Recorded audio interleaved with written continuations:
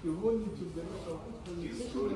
диаспории, ЮНС и имевшие тесные страны Ближнего Востока.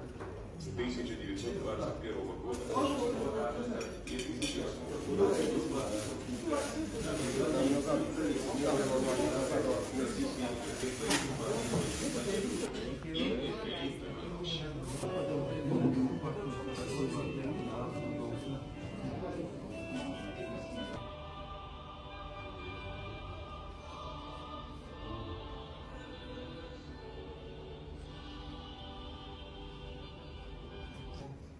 Большое спасибо, что сегодня вы нашли время и пришли сюда. 비롯한 모든 참석자 여러분께도 진심으로 극동환경위원회 대표부가 앞으로 오늘이 러시아 간지 33년째입니다. 제가 굉장히 어려울 거다. 왜냐?